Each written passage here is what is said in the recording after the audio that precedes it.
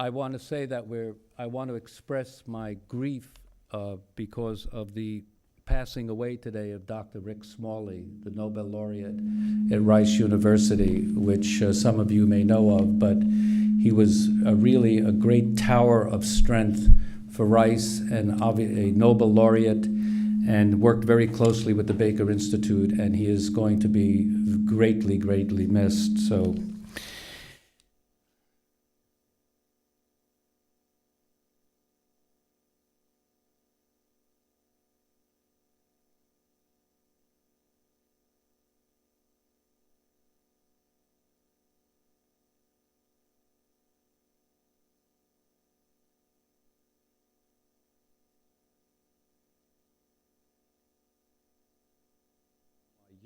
And was struck by how insightful he was, and told Noah at that time, we've got to get you to the Baker Institute, and I'm glad that he is here. Noah Feldman specializes in constitutional studies with particular emphasis on the relationship between law and religion, constitutional design, and the intellectual history of legal theory. He joined NYU School of Law faculty in 2001 from Harvard University, where he was a junior fellow of the Society of Fellows. He was a visiting professor at Yale and Harvard Law Schools and a fellow of the Whitney Humanities Center. In 2003, he served as a senior constitutional advisor to the Coalition Provisional Authority in Iraq, and subsequently advised members of the Iraqi Governing Council on the drafting of the Transitional Administrative Law or Interim Constitution at that key period just after the war.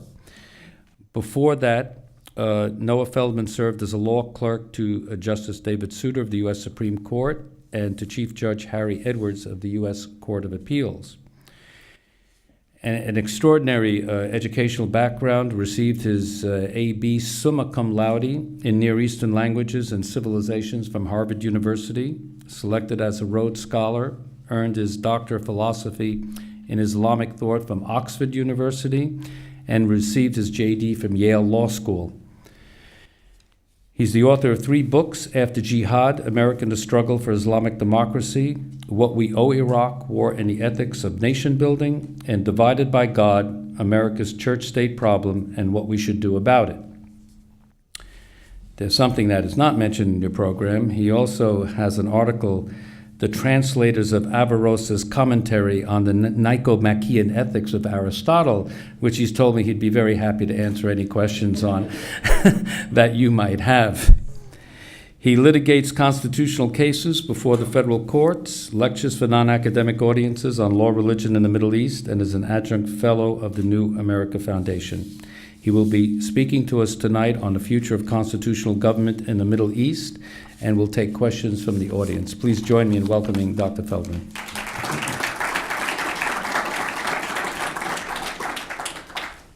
Thank you so much for having me, and thank you, Ambassador, for that very generous introduction. I don't know if the Ambassador knows that once, very indirectly, I worked for him.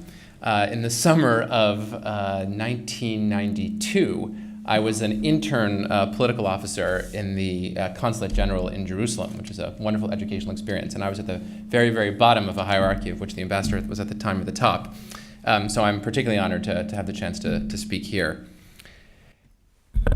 The event that's most salient right now in our minds, and I think should be most salient in our minds when we think about the question of the direction of constitutional government in the Middle East, and more broadly in the Islamic world, is the recent vote in Iraq on the ratification of the Constitution. Now, that vote was of historic consequence no matter how it's looked at, whether it turns out to be a successful vote, and I'll talk a little bit about that option, or whether it turns out to be the harbinger of yet another failed attempt to produce an effective constitutional government in a region where other governments have attempted to be put into place and have failed. But the most striking fact about this vote is that it occurred at all. Whether one thinks that the war that led to this was a strategic blunder, a violation of international law, or alternatively, a brave and forward-looking effort to try to produce democracy in a part of the world where it has not had very much success, The fact that a political process has flowed from that war that generated this vote is, I think, of undoubted significance. But the key question, and it really is the key question, and I want to make it the centerpiece of the first part of my remarks tonight, is whether the vote was a sham or not. We all know what a sham election looks like. We've seen them repeatedly in the Middle East. Saddam used to hold them all the time. You get 99% of the people voting for one outcome or another outcome, but most importantly, the people who are supposed to win the election. We had a quasi-sham election recently in Egypt, where there was more freedom to speak than there had been previously, but not every candidate was allowed to run who wanted to run, and more importantly, the president made sure that he got enough of the votes, 70-odd%, to make certain that the outcome was the one he wanted. That's not a complete sham election, because you see the difference between 70% and 99%. But which of these, and then of course we know what a truly competitive election looks like. I think of the 2000 election here in the United States as an example of a truly competitive election. I say that to point out that a truly competitive election is not the answer to all of one's constitutional problems. You can have a truly competitive election at the end of which you may be headed for a constitutional crisis. And I think it's arguable that we were headed for one then. However, the key question that I want to begin with is the Iraqi constitutional referendum more like a truly contested election of the kind that we see in governments that are gradually democratizing? Or was it, in fact, something closer to, something further along the continuum towards a sham election? One where the outcome was cooked, one where the voters showed up and took their part in what was essentially a kind of a charade. Well, I won't keep you in suspense as to the answer. I think it was somewhere in between these two things. But the key question is how far from one direction or the other. So let's just try to analyze it for our own practical purposes. First of all, what were the options that the voter had before him? Because in a cooked election, you generally set up the election so that the voter is pushed to vote for one thing or another. So if you have candidates, you make sure that the only candidates who are plausible are the ones you want to have elected. Well, here there was a very simple yes or no ballot. And the voter could actually, therefore, have three options. It sounds like there should be two options, and I'm not describing a butterfly ballot. But the three options were to vote no, to vote yes, or not to show up at all. Not showing up at all in such an election is also a political act, a self-conscious political act. So those were the options that were before the voter. And the thing that they were being asked to vote on was a specific constitutional text. Now, how is that constitutional text produced? Because we can't say anything meaningful about voting yes or no on the text unless we know where that text came from. Well, the text was a hybrid. It has its origins in an earlier document, the Transitional Administrative Law, which, though drafted largely by Iraqis, was drafted during a period in which Iraq was formally under US government occupation, and in which the people who were doing the drafting were responding to something called the Iraqi Governing Council, which was a body whose members were selected in cooperation by the United States and the United Nations and the coalition partners of the United States, which in its essence practically meant the United Kingdom. So it was not that body was not democratically elected, nor did it claim that the transitional law that it produced was a democratic document. It acknowledged that that document was being produced under conditions of occupation, and it justified that document by saying that it was supposed to lead to elections which would generate a document that would be constitutionally legitimate because it would be drafted by people who were acting from a democratic standpoint. Now, the Transitional Administrative Law served as the basis for the subsequent draft of the Constitution. Why did it? And that fact is hugely important, I think. I think when historians look back at this, they will say, those who care at least, that the text of this document was very heavily indebted to the text of the transitional law, a fact that was not much noted in the media in the run-up to this election. So the question is, why was it so heavily based on it? Because there was an intervening election. There were elections last winter which elected a group of Iraqis who were meant to draft and negotiate a new constitution under the plan that had been laid out. And that was the constitution that was supposed to be put up for a vote. And indeed, technically speaking, that was the constitution that was put up for a vote. So why did the constitution that was just voted on last week, why did that document rely so heavily on the transitional law? Well, there's a good reason and there's a bad reason. The good reason is that the parties who negotiated that first document were the Iraqi politicians most closely associated with the Kurdish political parties under the leadership, respectively, of Jalal Talabani and Masoud Barzani, the two largest and most effective Kurdish political parties, and Shia politicians, some who had come from outside of Iraq and returned, others of whom were local Iraqis who had stayed on during Saddam's regime and were now having their opportunity to participate in politics. And they basically carved out a deal between themselves, the Shia politicians on the one side and the Kurdish politicians on the other side, during the process that led to the transitional law. Then when the actual elections occurred, those same set of politicians were elected. And they sat down to negotiate a deal. And the deal they negotiated, big surprise, looked a lot like the deal that they had just negotiated 8 months previously. Their positions had not changed very much in the interim. Now, why were Sunni Arab Iraqis missing from both of these negotiations? Because they make up somewhere between 20 and 25% of the population. And in terms of influence in the country, they traditionally were the most influential group in the country.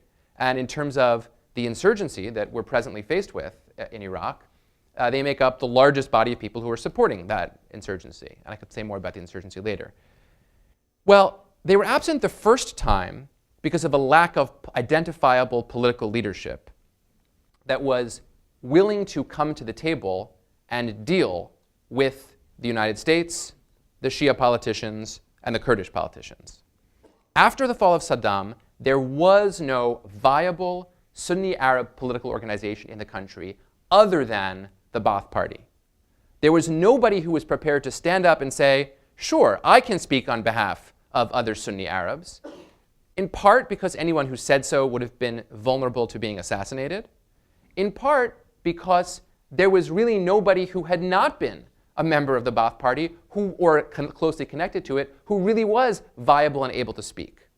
It was imagined that perhaps some tribal leaders could have played this role, but it turned out that the role of tribal leaders in Iraq, which had had many vicissitudes over the years, had really not been one of sufficient significance for them to say they spoke on behalf of large constituencies. They had some local power, but they were not national players in any significant or serious way. Another option were Sunni clerics. The problem with clerics, of course, in politics is that nobody's ever elected those clerics. They say they're speaking on behalf of the public, but they may not actually be speaking on behalf of the public. But as it turned out, very few, even of the ambitious Sunni clerics in Iraq, and there are a bunch of them, were willing to come to the table and negotiate with the Shia and with the Kurds. So they were absent during the first negotiation of the deal because of this problem of there being no one to speak for Sunnis. But of course, as I mentioned, there was an election before the second part, so you would imagine that Sunnis would have emerged from that election and would then have been at the table for the second negotiation. But they weren't. Why? Well, the simple answer is to say it's because Sunni Arabs largely boycotted the first set of elections, the ones to choose the people who were going to participate in the constitutional negotiations. And at a literal level, that's true. There was a boycott. The boycott, however, is more complex than just being viewed as people choosing to stay home, exercising that third option of not turning out. The primary driver of that boycott was the fact that there was no security of any real sort in the Sunni Arab areas of the country. So even those people in those areas who would have liked to show up and vote, and there clearly were some people who would like to show up and vote, could not show up to vote without seriously compromising their own security. And so they stayed home in their droves. This turned out to be convenient at a superficial level to the Shia and the Kurds. The Shia and the Kurds liked the fact that Sunnis boycotted the election because it meant that when the time came to negotiate a deal, they would have more power. Very simple zero-sum game. You don't show up, I'll negotiate without you. And that, in fact, is exactly what happened. So this boycott was a product of insecurity. The insecurity was a product of the Sunni insurgency. So now we've come to what, going forward, is going to become one of the crucial parts of my story, and that is the role of this Sunni insurgency in the constitutional process. Notice what I'm saying. The boycott, which, I'll be very precise, the boycott which led to the absence of Sunnis at the negotiating table was driven by the insurgency.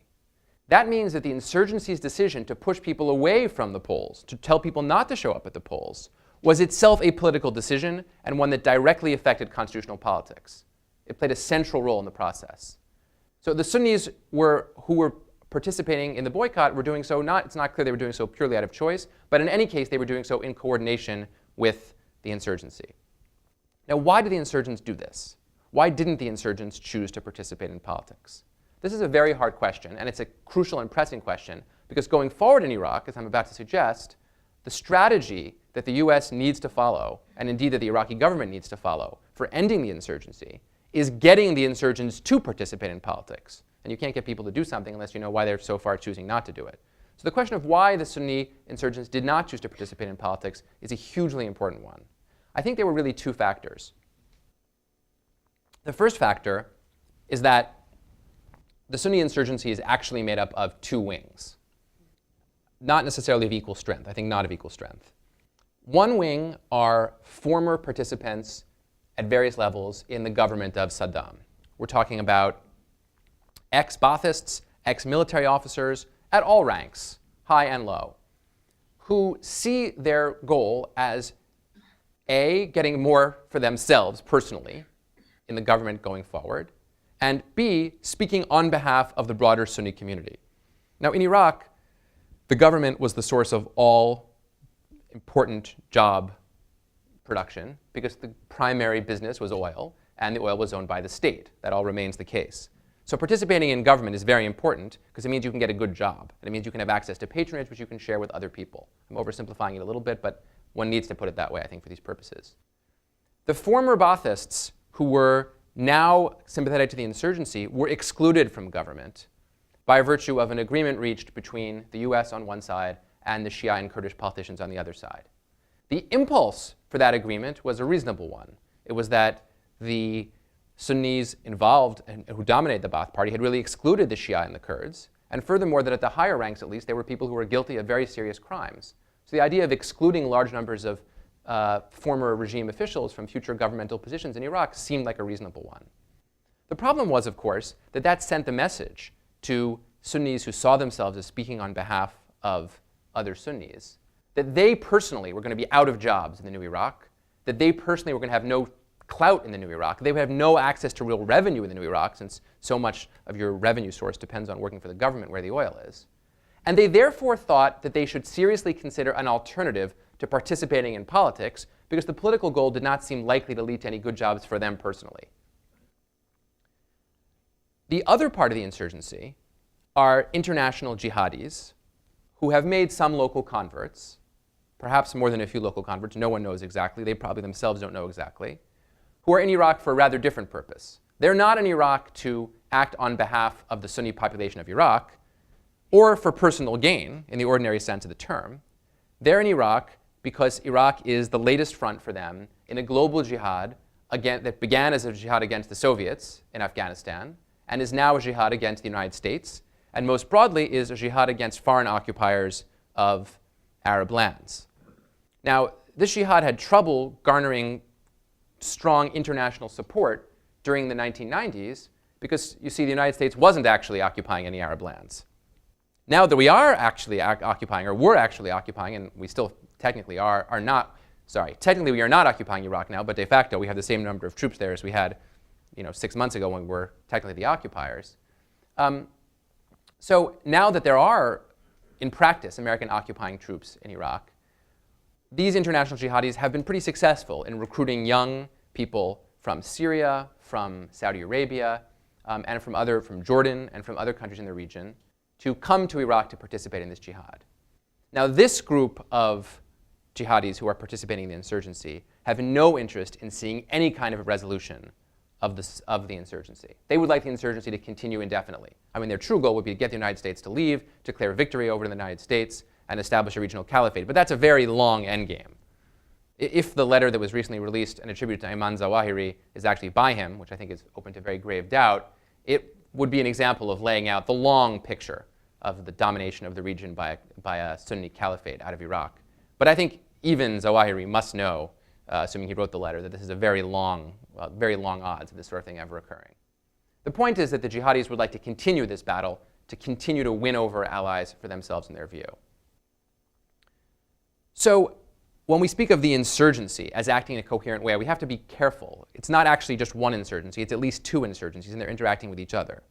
But both of these insurgent groups thought in the last set of elections that they did not want ordinary Sunnis to show up and vote because they thought that if those Sunnis showed up and voted, it would validate the governmental structure that the Shia and the Kurds were setting up. And they did not want to validate that structure.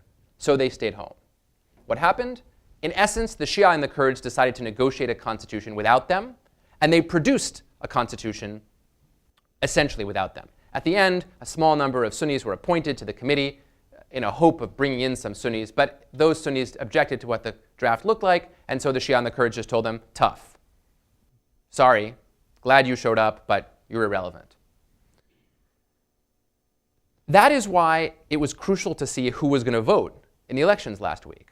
Would Sunnis continue their past strategy of trying to challenge the legitimacy of the government by not voting, or would they try to shoot down the Constitution by voting no? Well, what we got was a mixed story. We got a mixed story. Many Sunnis did turn out to vote, and of those who turned out to vote, almost all voted no, and they almost managed to sink the Constitution. They came extremely close. The media coverage has not been explicit enough, I think, enough about this. They came extremely close to sinking the Constitution. To block the Constitution, they needed a 2/3 no vote in 3 provinces. They got more than a 2/3 no vote in 2 provinces, and in a 3rd province, they got to 55% no. That's assuming that the outcome actually matches what people voted when they went into the voting booth.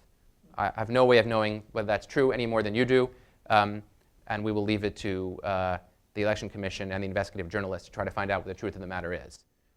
But as you can see, they came extremely close to shooting down the Constitution. So the good news and the bad news about this both stem from this vote. The good news is that Sunnis did not, in large part, boycott the election. They did show up to vote. The bad news is, when they showed up to vote, they voted no on the Constitution. They said, plausibly enough, that this Constitution did not represent their interests, and of course it didn't because it had been drafted without their participation, so no surprise it didn't represent their interests.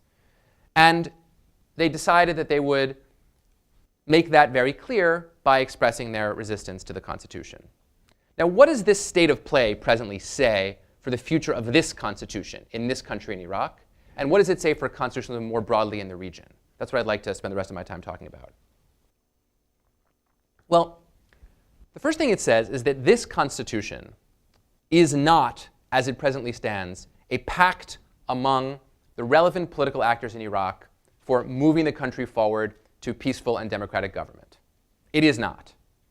It is a pact among some of the people in Iraq, represented by their leaders, for moving the country forward into a form of very loosely federal, very decentralized government. But no constitution anywhere in the world is worthy of being thought of as a legitimate constitution if it does not represent the interests of almost all of the relevant political leaders in the country, in particular, including those leaders who are willing to use violence to shoot down that constitution.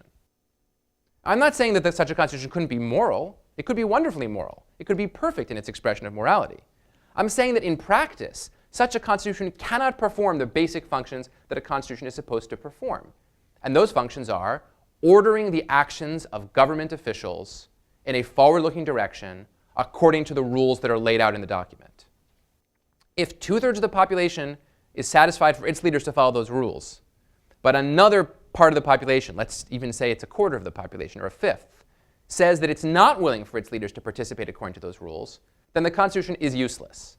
It's worse than useless. It's a piece of paper that stands in the way of trying to negotiate a deal that actually would work in the country. It is, in fact, a recipe for continued serious problems. Now, at present, this Constitution cannot be plausibly described as a fully legitimate operating constitution. But that could change. How? Well, the route for that to change would involve, in the next set of elections, coming up in December, they may be delayed till January, we'll see.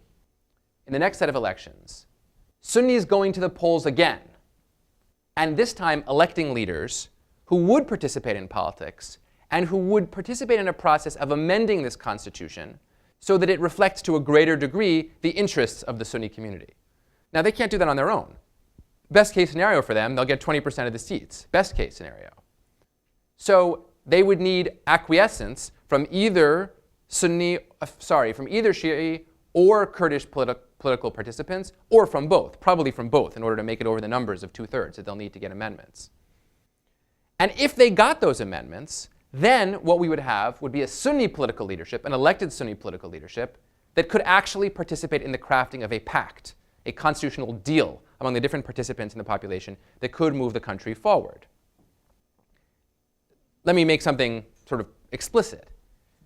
Such a constitutional negotiation would look like what that first constitutional negotiation should have looked like way back when the transitional administrative law was negotiated. It would look like what the constitutional negotiations should have looked like most recently when this draft constitution, the one that was just ratified, was negotiated. Each of these negotiations needed to have in it not just representatives of Shia and Kurdish political parties, but also legitimate representatives of Sunni political parties to have any chance of creating a constitution that would actually operate as a constitution. But there is perhaps a possibility, it's not a totally unrealistic possibility, that we could take the existing constitution with its defects and flaws and have it amended in such a way as to make it retrospectively into the kind of pact that I'm talking about as capable of actually structuring governing affairs going forward. Will that happen? It's a question that's hard to avoid. Very fortunately for me, my job is not prophecy, and I don't claim to be able to deliver prophecy, but I can tell you what I think the incentives of the various players are in the next stage. It will be in the interests of the Sunni politicians who are elected, and some will be elected for sure, to try to show their constituents that they can win concessions from the Shia and the Kurds. It will not particularly be in the interests of the Shia and the Kurdish politicians to tell their constituents that they have been willing to make concessions to the Sunnis. It will not be in their interests, because then they look weak to their own constituency. The only thing that is in their interests vis-a-vis their own constituents, and this is especially true for the Shi'i politicians, is if they can tell their constituents, the reason we made these concessions to the Sunni elected politicians is that in exchange for these concessions, the reasonable Sunnis who have been involved in the insurgency are going to begin to put an end to the violence of the insurgency. That's the only thing that the Shia politicians can tell their constituents about why they were willing to make concessions. The Kurdish politicians barely even have that incentive vis-a-vis their own constituents, because most of the violence of the insurgency has not penetrated into Kurdistan. There have been some incidents, but for the most part, Kurdistan is the only relatively stable and secure part of the country. So in fact, the ordinary Kurdish voter doesn't want to see any concessions made by his political elected leadership. Sure, in some distant way, he wants to avoid a general civil war in which he has to send his son off to fight or has to go off to fight himself or herself. And in fact, the Peshmerga are proud to say they include some women in their fighting forces, so I don't mean to be sexist about it. But that's a fairly, it's not actually distant, but it appears to the ordinary voter to be a fairly distant prospect right now. So the Kurds are not going to be interested in making any serious concessions on the things that matter most to them, which are, of course, their own regional control and autonomy. So it is going to be extremely difficult to convince the politicians who will be elected in the winter to the new assembly that it is in their interests to make the concessions that the Sunnis want. So what would you do if you were a Sunni elected politician, you wanted concessions? Well, you'd want to follow the following strategy. You'd want to have a violent wing of your insurgency that still existed. You'd want to be able to tell that violent wing of the insurgency to commit violence, to put pressure on the other sides so that you could then offer to the other sides to rein in that violence as a part of the deal to draw a constitution. You'd want to pursue a strategy that's not so different from the one that Sinn Féin pursued on behalf of the IRA.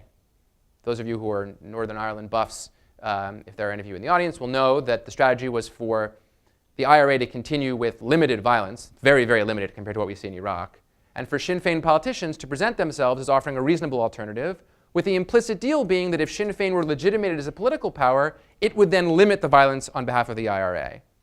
And each side had a little bit of deniability. If some violence happened, the political side could always say, well, we actually weren't able to control that because you didn't give us enough concessions. And if the politicians made too many concessions, the violent side could always say, well, those guys don't speak for us, we reserve the right to overrule their judgments. It's a pretty sophisticated two-tier strategy, and it doesn't imply that there's one person in charge of all of it. In fact, usually there isn't, and there would not be in the case of Iraq at all. So I think what we're likely to see going forward in Iraq is constitutional negotiations taking place in the shadow of the gun, in the shadow of continued violence. And to make things even more complicated, it won't just be violence perpetrated by the insurgents who I was describing as the moderate insurgents, the former Ba'athist or former military officials. It will also include violence perpetrated by the jihadis. And the jihadis will not want to see the constitutional negotiations succeed at all. They will have an interest in playing the role of spoilers, in a way that's somewhat similar to a role that Hamas and Islamic Jihad have sometimes played vis-a-vis the Palestinian Liberation Organization and then the Palestinian Authority in negotiations between that authority and Israel.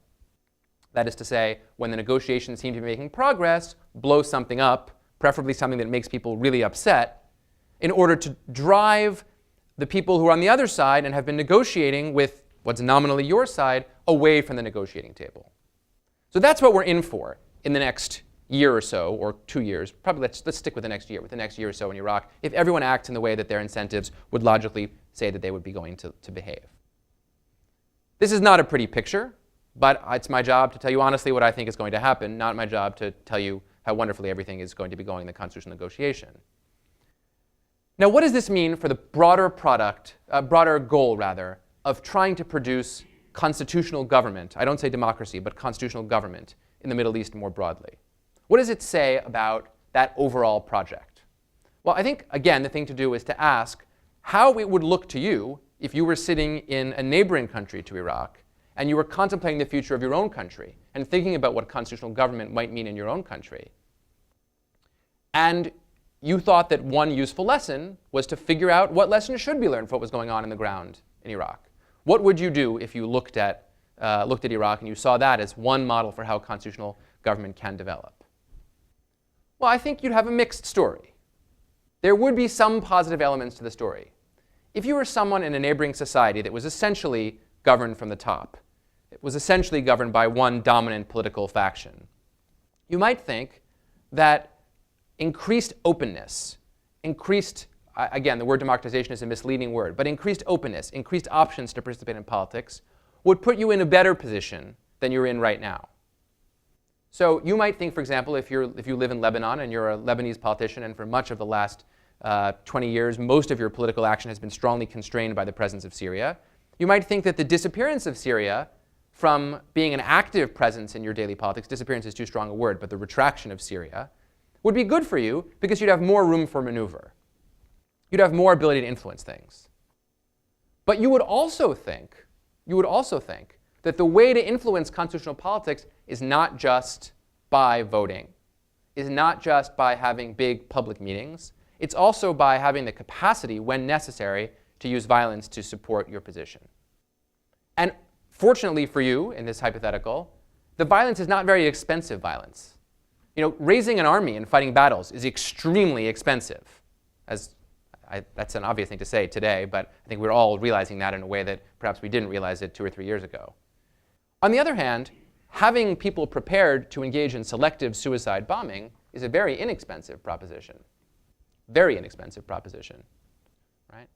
I mean, Timothy McVeigh was not a rich man, and yet he was an effective, not effective in terms of his long-term strategic goals, but he was an effective person at killing a lot of people, a lot of children. If he had been committing his action in the middle of a political negotiation, he could have produced the outcome that he wanted to produce pretty easily. It's a fascinating and deep question why we have not had more Timothy McVeigh-style attacks in the United States, but it's fortunately one for another day. By the way, Timothy McVeigh was profoundly interested in constitutional government. When he blew up the Oklahoma City courthouse, he was wearing a T-shirt that quoted Jefferson on the need for liberty to revive herself in the blood of patriots. And he had previously participated in a movement of people who thought that the US Constitution was a corrupt document that needed to be radically reformed and that they could get back to its true origins and values by separating themselves from our society. So the analogy is not an entirely irrelevant one. So the point that I'm raising is that one of the crucial lessons, I believe, of the Iraqi constitutional process is that to be a player in constitutional politics, it's one way to do that is to have a lot of votes behind you. Another way to do it is to be highly organized for political action at a mass popular level. And another way is to have access to violence. Now, the reason that this should be the case is that constitutional politics are not, in the end, necessarily fundamentally different than other kinds of politics. This is, I think, a seriously important point, and it's one that people in my line of work, constitutional studies, tend to forget. We sit in law schools where people believe that law is the way we get things done without violence. Right? If we have a legal system, we say, then instead of going to the streets and using guns when we have a dispute, we argue about it. Now, to a certain degree, that's true. In a successful constitutional regime, where the Constitution has come into place as a pact among the elite players in the society, and those players see that they have greater interest and more to gain by entering into the constitutional arrangement than they do by stepping outside the constitutional arrangement, that's absolutely right. That is how a mature and successful constitution works. But in order to get to that point, in order to generate a document that actually reflects this kind of agreement, the process you're in is no different than any other political process. And all political processes in the world are susceptible to being affected and manipulated by the judicious use of violence. And this, in this case, or the injudicious use of violence, depending. And in this case, the violence is of particular significance because Sunnis in Iraq see violence thus far as the only method they have of getting substantial leverage against the United States as occupier of their country and against the Shia and the Kurds as proxies, as they see them, of the US occupier. So from that lesson, regional players who are thinking about democratization and constitutionalization have to be thinking that violence is still going to be part of the picture for them. Now, is that a reason to say that, so let me give you a very practical example of what this means. In Lebanon, it means that the constitutional negotiations that are already going on behind closed doors and that are going to continue to go on to a greater extent in the future are also going to take place in the shadow of the possibility of violence. Now, the Lebanese are exhausted. They've been through civil war. Many leaders don't want civil war. But they all have to be aware that the destabilization of their country, which is presently occurring, and which could be even more deeply enhanced if Syria turns out to be even more destabilized than it is, could always potentially lead to violence. And they all need to be cognizant of this reality, and they need to be thinking in the back of their minds what they would do if greater violence occurred. And the same is true, I picked Lebanon as an example, but the same is true of all the peoples in the region who are thinking seriously about potential reorganization of their governmental structures. When you reorganize governmental structures, that's the very definition of instability. And when you have the possibility of instability, you have to be aware that these things cannot always be carried off without violence. Now, I don't want to leave you thinking that they have to involve violence. There are examples in history of constitutional renegotiations happening without violence occurring. There are examples where the elite political players in a society get together and cut a deal that enables them to run the country relatively effectively, using democratic elections as their tools, without resorting to violence. But for that to happen, they have to see it as in their interests to do so.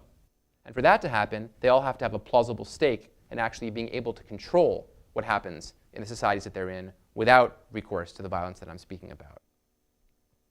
So, final thought. Are we likely to see, in the Middle East more broadly, the emergence of more constitutional negotiations and more changes in the structures of government over the next 25 years? I think the answer is probably yes. I think that now that the United States has embarked on this policy, again, whether you think it's the best policy since sliced bread or the craziest one in the last 50 years of American foreign policy, once we've undertaken this step in the direction of radical destabilization of the region, which is a fait accompli, we've already done it, I don't think it will be possible to put the genie back in the bottle. I don't think it's going to be possible to expect calm stability in all the regional, among all the regional players, even if we had a president elected who fundamentally disagreed with the current president's policies and therefore wanted to put the genie back in the bottle. I think the president does not particularly want to do that. At least that's not what the stated policies of the government are. He may not want it to happen at the speed that it's happening, but the idea of democratizing the region is nominally the policy of the United States still. So I think we are going to have change. Is that change always going to be peaceful? I would be very much surprised. I think that change may well involve further violence. I hope, and we should all fervently hope, will not be at the scale of the violence that we've already seen in Iraq, and I'm talking about the violence between Iraqis, or at the scale of the violence that could potentially happen in Iraq to a greater degree if we began to withdraw our troops precipitately. But I think that we are likely to see some degree of violence in that process of transformation. And that's reason for caution, and it's reason to think that the consequences of our actions, the United States' actions in foreign policy, can be very far-reaching indeed in the world, and that they therefore, not just in the past but going forward, need to be exercised with a real abundance of caution. I thank you for listening, and I'm very eager to hear your questions and comments.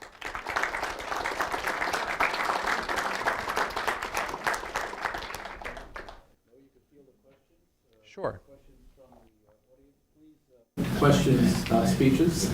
We don't have that much time, so we don't have that much time for questions. Please, sir, yes. Can you give us a few examples of the sort of concessions the moderate Sunnis have? The first is de-Baathification. In a very personal way, an immediate and personal way. They don't want there to be rules in place that would bar them from good government jobs. And they don't want the decision about that to be taken by a commission over which they have very little political influence. In the run-up to the ratification vote, a concession was made to the appointed Sunni politicos that said that the legislature would revisit this question of de-Baathification after the elections. That's going to be a very crucial first stage point. There's a fascinating and rich story to be told about de-Baathification, but I'll save that unless somebody wants to ask about it. Say again, what? De-Baathification. Sorry, which is the code word for, borrowed ironically from denazification, a code word for barring ex-Baath Party members from government jobs.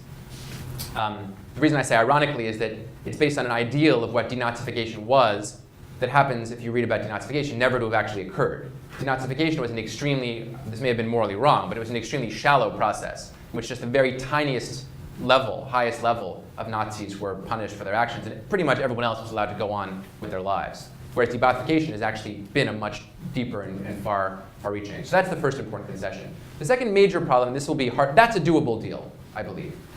The second and more serious problem is the demand that the country not be radically decentralized. Now, I think that the Shia in Iraq are probably going to be willing to be flexible on the question of a lot of power going to the southern region. Because the Shia are, after all, majority in the whole country, and they can exercise a lot of power at the central level. And in fact, historically, there hasn't been a movement, and just in the last decade, there hasn't been a large movement for regional autonomy from the Shia. It may be that some of the senior Shia political leaders think that they can gain a lot if, in fact, there's an autonomous Shia region. That seems to be the view of Abdulaziz Bakr al-Hakim. But that may be his view. I have sort of had the view that it's a negotiating position, but I have others, friends who assure me that no, he really believes this would be good for him. But I think, the point is I think they can cut a deal on this. But the Kurds can't. The Kurds really insist on substantial regional autonomy.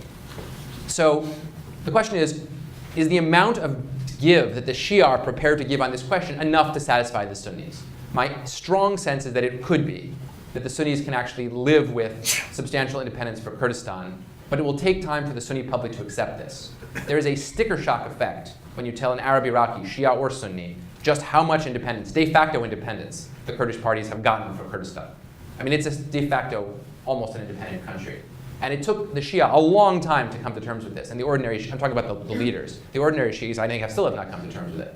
And it will take a comparably long time for Sunni leaders to come to terms with it. And they won't like it. And they'll hate it. But they may learn to live with it simply because there's not much choice of any other option. Because the Kurds aren't willing to give it up. And there's no one in the region who's prepared to force them to give it up right now. Sir. I have one comment. I'm teaching at the University of St. Thomas. I'm teaching University Studies, and I just going to have one comment, one question. Don't you think that the process of excluding the Sunnis began much sooner than the Shiite and the Sunnis and the United States negotiated together? The process started when the Garner and Bremer, later on, fired 2 million Baathis from their jobs. And those who know the politics of Iraq know that those 2 million Iraqis were not ideologically affiliated with the Baath. They were just, in Iraq under Saddam Hussein, whoever had a position had to be a member of the Baath. And that was a huge mistake from the side of the United States at the beginning to fire 2 million Iraqis. And that became a source of conflict from the beginning. My second point, in my understanding, the leaders in three groups, when they negotiate with each other, they do not have to show anything to their audience, because Iraq is in a pre-democratic phase at the moment, and we know traditional institutions play a very significant role. And in the Shiite, for example, Shiite side, we know that Sistani and the institution of Sistani negotiates. And when, of course, they negotiate and bring it to the public, they can convince them very fast. In that sense, I think the job is much easier than bring it to the voter that people can convince them. we have to use the traditional institutions to modernize the country? Those are both really interesting points. Let me address them each in turn. I'm not sure it was 2 million people, but nobody really knows how many people were sent home. But in any case, the early message of de-Baathification was, I think, a huge mistake. I was at Baghdad University the day that the de-Baathification policy was hung up on the wall, and it was a shocking moment for professors in the university. That said, I should note that at faculty meetings, one could discover at that university, it was the best university in Iraq, that there were many people who did not appear to be faculty members to the naked eye, which is to say they were people without advanced degrees or studies who were just nominally professors. That was the job that the party had given them. So there were some number of people who were party participants who were in jobs they shouldn't have been in. But I entirely agree with you that that was probably definitely a big mistake, coupled with sending home the army, which is a much greater mistake, much more serious mistake, an unforgivable mistake. I mean, if we had 600,000 troops, then perhaps we could have sent home the Iraqi army. But if we had 600,000 troops, we wouldn't have felt we needed to send home the Iraqi army, because then we would have been the largest force in the country. With respect to your second point, it's a very subtle question. But I think even within traditional institutions like the Hawza, which is the Shia clerical establishment, there is a need to show the constituency on the ground that you're delivering something for them. I think that one of the reasons that Sistani has risen to the position of influence he has is that he does deliver. He turned out to be the only person who could put the screws on the United States and force the United States, for example, to hold elections, when the United States was saying, with a lot of reason, listen, if you hold elections too quickly in a country that's already fractured, you may get fracturing results. And Sistani got up and said, well, you said this is going to be a democracy, and I know that democracy involves elections, so where are the elections? So he delivered something. And even among the politicians who like to affiliate themselves with him, everyone always wants to stand as close to the Sayyid as possible, there are differences. Ibrahim Jafari, who was the prime minister, has been the prime minister, has lost a lot of standing. He had the highest standing of any Iraqi politician going into his prime ministership, and he's lost a lot of ground because he doesn't seem to have delivered. So I do think that even among I acknowledge your point about the institutions, but I still think that there is emerging, I wouldn't call it a pre-democratic, I would call it transitional democratic. But I think it's a great point. I don't know in what order hands went up, so I apologize. Yes, sir. Yeah. Well, let me ask you this. Why not separate the country? In other words, you've indicated that the Kurds already have an independent country. Suppose you you split the oil wealth equally or fairly, and you gave the Sunnis a seaport. In other words, you gave them all the physical things. Why not have three countries? Holland and Belgium. Right. I mean, I can go on. Sure. Well, Why not? Why is that antithetical to, say, our country or the West? I can think of two reasons. The first is that first argument is to say, if I accepted your hypothetical, I'm a law professor, so I ask hypotheticals for a living, so I know about this. If I accepted your hypothetical, you might be right.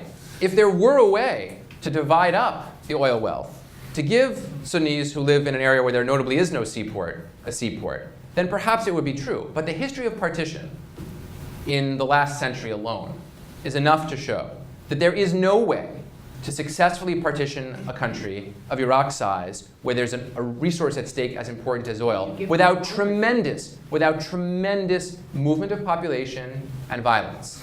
I mean, India, Pakistan is the most salient example of where a colonial power decides, okay, well, time to leave. Let's just chart it all up. Everyone's got something good. Well, it doesn't work that way. You have population transfer, you have deaths, and Baghdad is 7 million people, and it's well mixed between Shia, Sunni, and Kurd.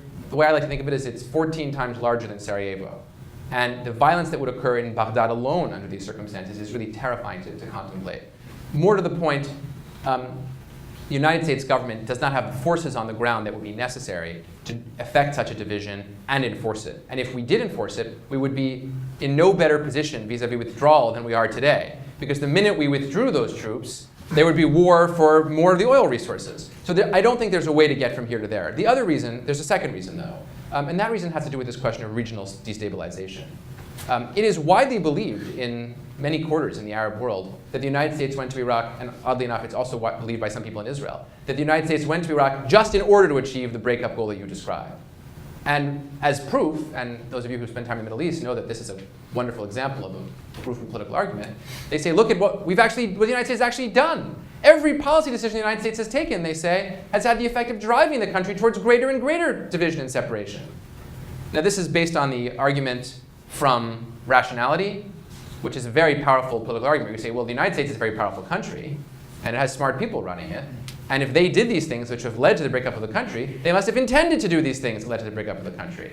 And sadly, the only thing that can be said in response to that is the United States is not, in fact, when it comes to this particular foreign policy decision, being run in such a way as to achieve the goals we set out to run.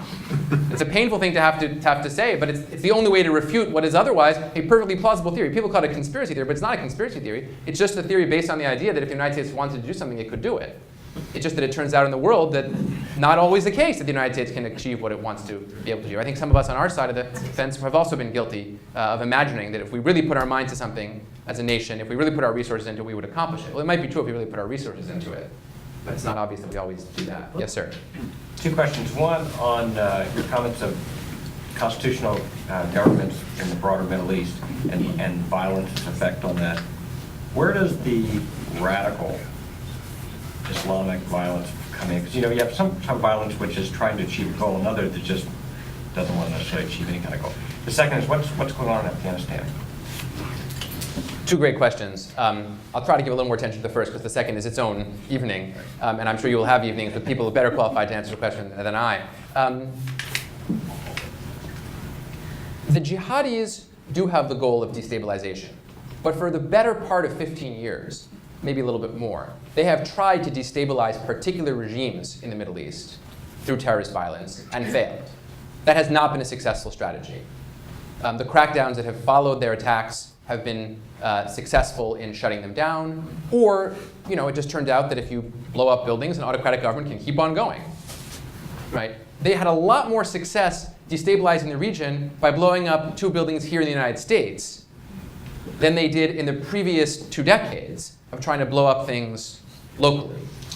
It's a very interesting and rich question as to why that's the case. It has something to do with us being a democracy. It has something to do with our past experience of not being attacked on our own soil. But it's all connected to this idea that they were able to generate a reaction from the United States of the kind they were never able to generate internal to their own countries. But as destabilization occurs, if it does indeed occur in a place like Lebanon, for example, opportunistic uses of violence for particular political ends can be very useful. And if you want a proof of this, the real proof of it is really the success, and it has been success, that Hamas and Islamic Jihad have had at various junctures in disrupting the Israeli-Palestinian negotiations.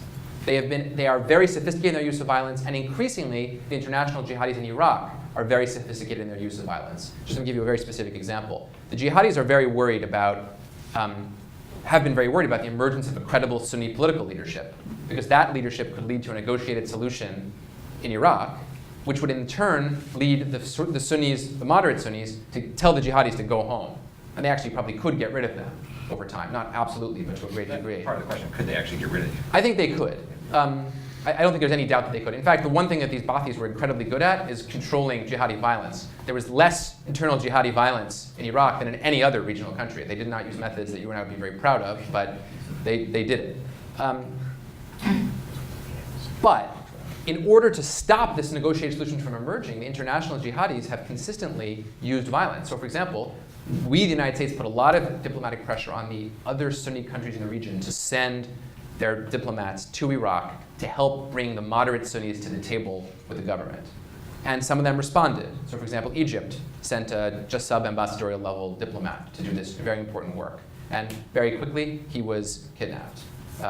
And this was very sophisticated, thoughtful use of violence by the jihadis intended to block the moderate Sunnis in the insurgency from cutting a deal with the central government. That's the kind of sophisticated participation in politics that we're going to see more of. On Afghanistan, I'll just say one soundbite, really, and very brief, which is that I think in practice, Afghanistan is basically operating now like a feudal government in which the feudal lord is pretty largely dependent on his vassals. They may nominally be his vassals, but really he answers to them. We prop up that central feudal lord, we prop up Hamid Karzai.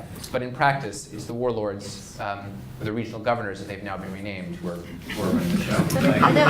No, I have another question. Please. I really appreciate the fact that you're now using the term democratization, because it has been, in my opinion, so far disastrous. And to fuel that perception, don't you think that the Iranian statement that was just made vis-à-vis the state of Israel gives reason to doubt our successful mission in that region? Well, I would say an easy yes if I thought that Iran were a democracy. I don't think it is. And I don't think that Ahmadinejad became president in Iran by virtue of a legitimate election. If he had, then I would say, great point. If you have elections, and this is generally, I think your point is right. If you have elections, people who run for office will cater to the electorates, I think most of the time. And the electorates in these countries are strongly anti-American, including in Iraq, perhaps more in Iraq than any place else. Even if democracy succeeds in Iraq, the United States will see no benefit in terms of warm, fuzzy feelings for the United States. To that extent, I tend to agree with you, and certainly goes without saying towards Israel as well.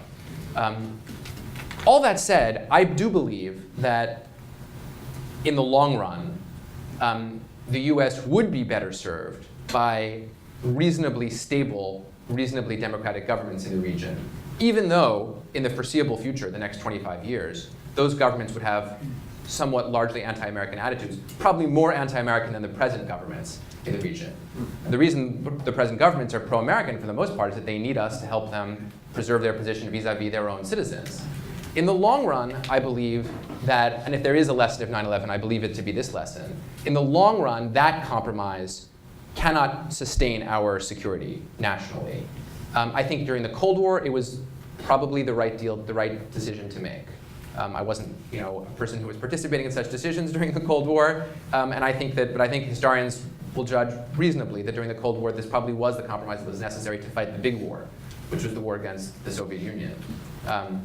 Now I think, though, in the long run, that cannot guarantee our security. And so we do need to pursue democratization, to use that word, but not by radical destabilization. It has to be pursued in a much more gradual and careful fashion. And as if we needed a proof of that, we now have, we've actually done the thing you rarely do in history. We've run a natural experiment. And the experiment is still running. And it may turn out well, rather than disastrously. But even if it does turn out well at this point, the cost of a reasonably stable, reasonably democratic Iraq will have been so enormous in terms of Iraqi lives, not to mention American lives, that I think it may turn out that any future government, regardless of its orientation in the United States, will not want to undertake democratization by this technique. Again, in fact, I think it's hard to imagine a future US government thinking that this is the way to do it again.